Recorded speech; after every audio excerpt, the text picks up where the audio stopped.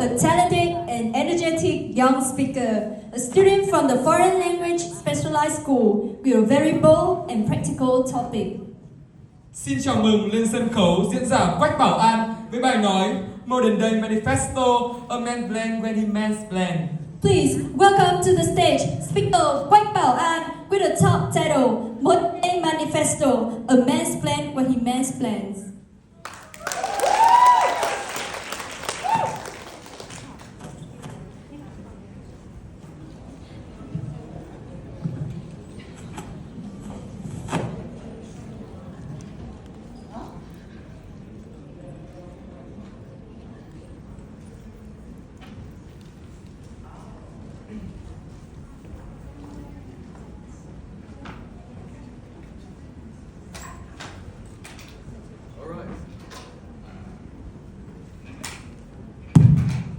Okay.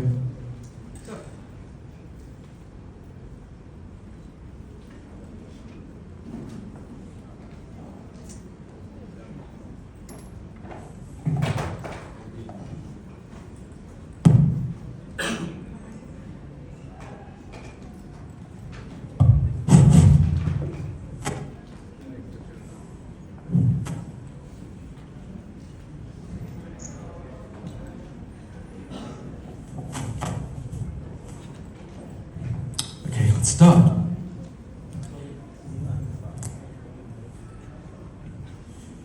Please, the slides.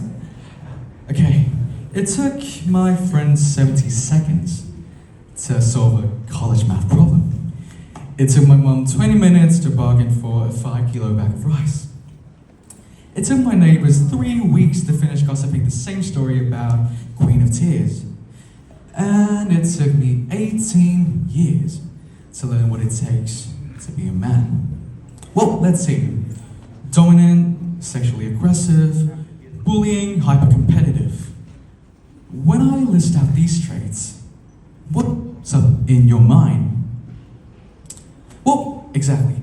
Toxic masculinity. It might be any one of you here. And to some extent, I admit, I might own a bit of it too. Well, you see, for years I've been stuck on the same old idea of masculinity. And I did hurt and overwhelm some people around me, unknowingly, and yes, I owed them apologies. But deep down inside, I feel much more compassionate than what I show and sound. But the bad thing is, it took me a while to realize that I was on my way of becoming the kind of person that I disliked the most. And yeah, that led to a lot of other bad habits, like irresponsibility, blame shifting, isolation, and most of all, regret. As I'm here talking about this topic because I know for sure it's not just my issue. In fact, it's like a detailed magnification of an ongoing struggle that a lot of young men in this new era faced by the old-fashioned masculine standards. And, okay, this is neither a self-victimization nor an accusation, but it's more like a confession. Let's start with an icebreaking question. Where do you think that masculinity came from? Any guesses? Well, I don't know either. I'm not riddling, I'm asking because I don't know too. The history of masculinity is really controversial, so we won't have any facts about that. But it's clear that the origins were influenced by two factors, cultural ones and biological ones. About the cultural ones, it's debatable.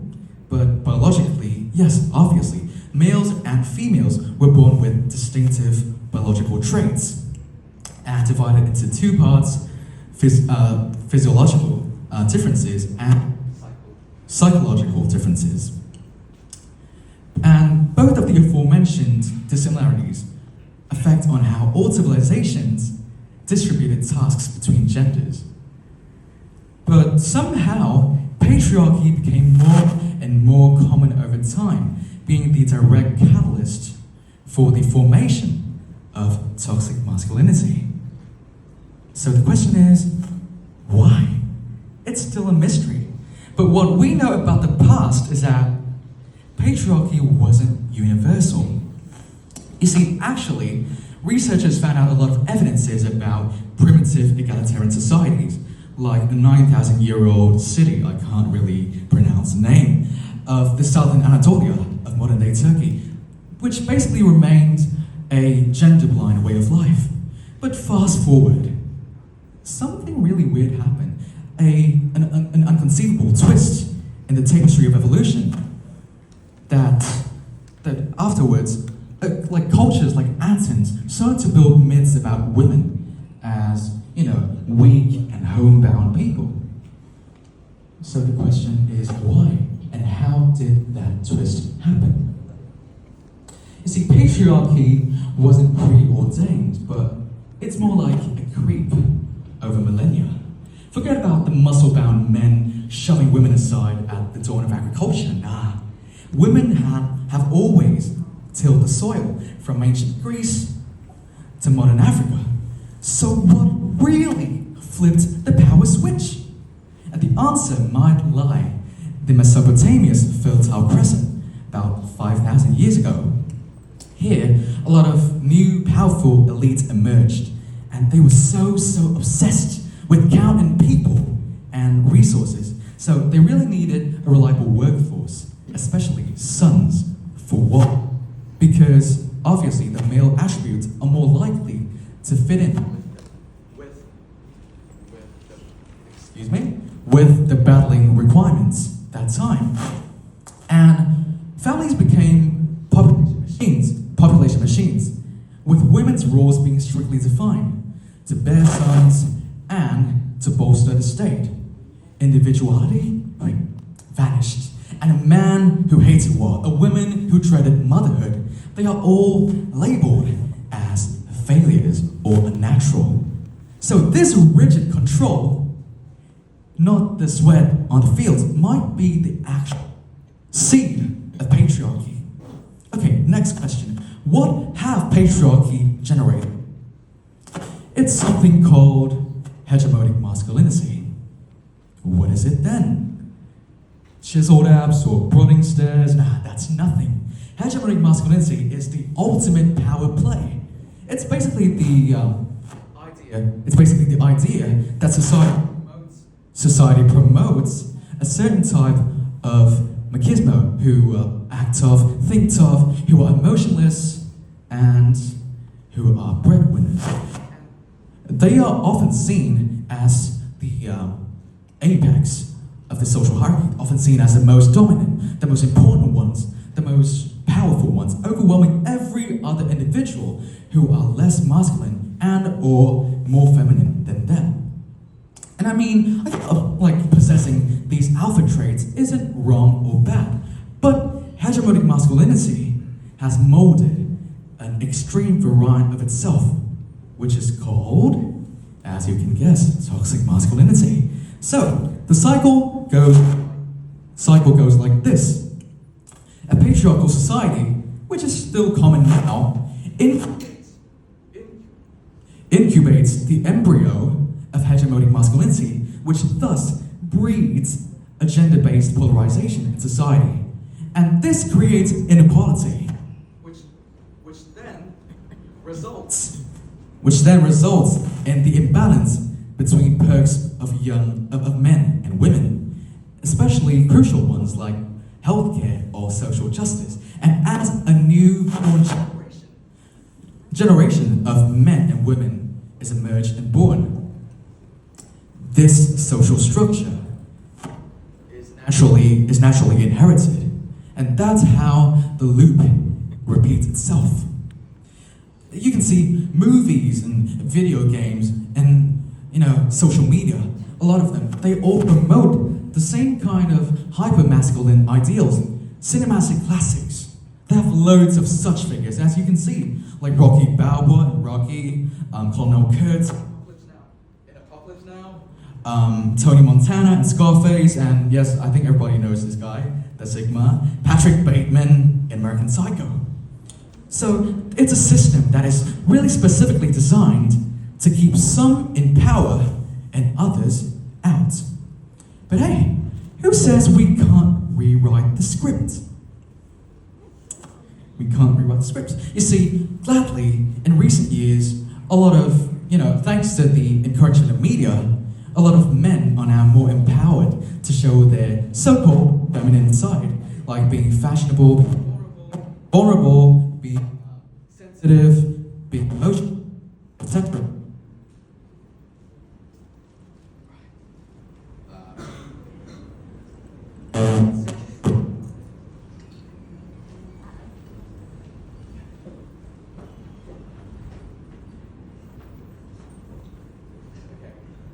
Feminine traits like being emotional, sensitive, vulnerable, fashionable, and etc.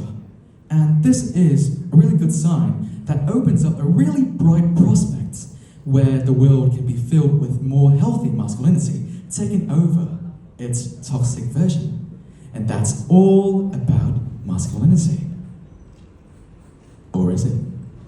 Well, you see, the roots of toxic masculinity is still running in our blood, especially in East Asia, where patriarchal practices play a really fundamental role in our daily life. In Vietnam in specific, we've only affirmed a position in the modern international integration for less than 50 years.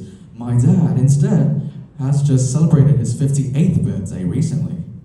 You do the math, right? So, I'm not blaming anyone, I'm not blaming the old generations, but what I mean here is I, as the new generation, the newest generation, is still raised upon the same old environment, the same old standards, the same old stoic upbringing.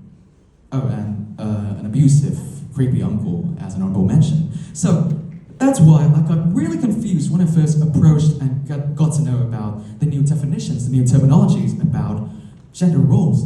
And this confusion generated hypocrisy. And so that's why here I stand, a walking contradiction. But I think that's the beauty of being human. We're not bound by the script that society hands us. We can rewrite it anytime, anywhere, by ourselves, one sentence at a time. Imagine a world where men can celebrate their strength without having to suppress their emotions, where vulnerability isn't considered as weakness but is a badge of courage and honor, where mentorship and compassion is as valued as physical prowess. No, it's not an utopian fantasy anymore. It is a bright prospect that we are actually bridging the gap right now. It's a world where men can, be more comfortable with showing their emotions, and with less emotional burden, it goes with the reduction of suicidal rates, especially when, in recent years, statistically, 80% of suicidal cases were committed by men. It's a place where husbands, sons, and brothers, in specific, yes, the men of families, they can have more supplementary mental relief, which then helps them reduce their family pressures and also help them nurture a more satisfied and happy household for themselves. It's a world where men with less to none restrictions to hold up communicative barriers and filters. That will make their productivity have more space to skyrocket along with their satisfactory statistics. What a time would it be to be alive? And I mean, if war really did create toxic masculinity, then why can't this era of peace and freedom help us redefine it? And this revolution starts with each of us, with introspection, with the challenging of the voices in our heads that always tell us to be manly and all that. We can challenge it by ourselves. And in recent years, there are a lot of actions taken. As you can see, the United Nations, they had a campaign in the last few years where they gathered a lot of famous footballers like Edin Dzeko, Nemanja Matic, or Amir Rahmani to talk and discuss against toxic masculinity. Or, let's go to Europe. We can see a really famous German retailer called Zalando. They reimagined masculinity with a really unique way, with a colorful and creative collection that's called be your own man, and a lot of other individual and independent organizations and campaigns, like the Boys Do Cry campaign, which is a brainchild of the Hallway in partnership with the University of Melbourne. You see, corners of the world are more and more filled with positive energy and messages regarding healthy masculinity, and it is a really good sign. So, at the end of the day, I don't think that true masculinity is all about aggression or dominance. For me, myself, my definition of masculinity is about being able to show your true self, your authentic self, to face your negative side, face your flaws. That's why I am here today, to talk about this, to convey my messages. To me, the definition of masculinity is about a world where we, regardless of our gender, can strive, thrive, and speak up, because all in all, a man's plane